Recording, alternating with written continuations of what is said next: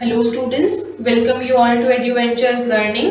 The question is, reproduction is linked to stability of population of a species. Reproduction एक ऐसा term है जो कि linked up है stability of population of a particular species से justify the statement. तो हमें यहाँ पे जस्टिफिकेशन देनी है, हमें बस ये बताना है कि ये स्टेटमेंट किस हद तक और कितना सही है। तो रिप्रोडक्शन हमारा जो स्टेटमेंट है वो है, रिप्रोडक्शन एक ऐसा टर्म है जो कि लिंक्ड है डायरेक्टली और इनडायरेक्टली स्टेबिलिटी ऑफ पॉपुलेशन से। हमारा जो पॉपुलेशन है किसी भी स्पीसीज का, वो लिविंग ऑर्गेनिजम्स में भले इंसान हो, एनिमल्स में भी डिफरेंट वैरायटीज हैं, ठीक है, बहुत सारे वेरिएशंस हैं। तो उनमें किस तरह की स्पीसीज में कितना स्टेबिलिटी चाहिए, उनकी पॉपुलेशन कितनी होनी चाहिए, वो कब तक इस वर्ल्ड में एग्जिस्ट करेंगे नहीं करेंगे, ये सारी चीज़ें जो है उनके रिप्रोडक्शन से लिंक्ड अप हैं। तो हमें जस्टिफाई करना है।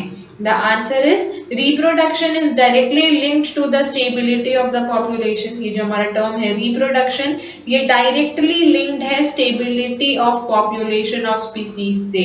अगर किसी पर्टिकुलर स्पीसीज का रिप्रोडक्शन रुक जाता है, खत्म हो जाता है, तो इसका मतलब वो फ्यूचर में आगे चल के कुछ समय बाद उसकी स्पीसीज दिखनी ही बंद हो जाएगी। जैसे हमने पहले भी डिस्कस किया है पॉपुलेशन ऑफ स्पीसीज से रिलेटेड थिंग में, लायन टाइगर जो है वो हमारे इंडिया में अभी बहुत ज़्यादा एक्सटिंक्ट स्पीसीज चल रहे हैं, बहुत कम टाइगर्स बच गए हैं, कुछ 14,000 15,000 के अराउंड हैं। तो उनको सेव करने के लिए अभी बहुत ज़्यादा एक्शंस लिए गए हैं। ऐसा देखा जा रहा है, ऐसा कोशिश किया जा रहा है कि जो टाइगर हैं वो बिल्कुल ही खत्म ना हो जाए, टाइगर नाम का जो स्पीसीज है वो वर्ल्ड से खत्म ही ना हो जाए। जैसे अभी रिसेंटली हमने सुना कि पूरे वर्ल्ड में सिर्फ एक वाइट राइनो था, राइनोसेरस, जो कि वाइट कलर का था, वो भी डेथ कर गया, जिसकी वजह से उसकी जो स्पीसीज है वो एक्सटिंक्ट हो गई। अब पूरे वर्ल्ड में वाइट राइनो है ही नहीं, हमारा फ्यूचर जनरेशंस वाइट राइनो देख ही नहीं पाएगा, उन्हें दिखेगा जैसे आज हमें डायनासोर देखने को ही नहीं मिलते हैं, वो बिल्कुल टोटली एक्सटिंक्ट हो गए। इसी तरह से इस तरह का प्रैक्टिसेस करना जिसकी वजह से कोई भी पॉपुलेशन एक्सटिंक्ट ना हो, कोई भी स्पीसीज एक्सटिंक्ट ना हो। तो रिप्रोडक्शन एक ऐसा टर्म है, एक ऐसा प्रोसेस है जो कि स्पीसीज को अपने सर्वाइवल में हेल्प करता है।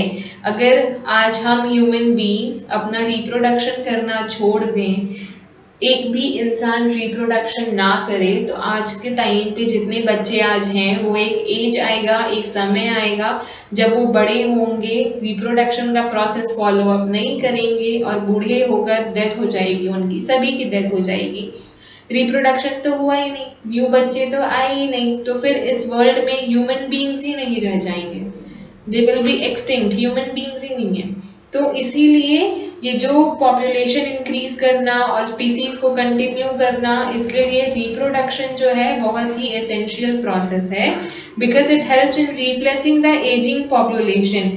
क्योंकि ये हेल्प करता है कि जो बूढ़े लोग हैं वो अगर ख़त्म भी हो जाएं तो उनकी जगह पे न्यू पॉपुलेशन, जैसे हम लोग हैं आज, वैसे आ सकें, एंड दस ensures the survival of the species. नए लोग आते रहेंगे तो इंसानों की जो गिनती है, इंसानों का जो स्पीसीज है वो आगे चलता रहेगा। जैसे आज वाइट राइनो एक्सटिंक्ट हो गया है, वैसे हम लोग नहीं होंगे। In the absence of reproduction one particular species will disappear with time.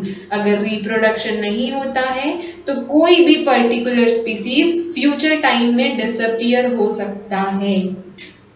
Thank you.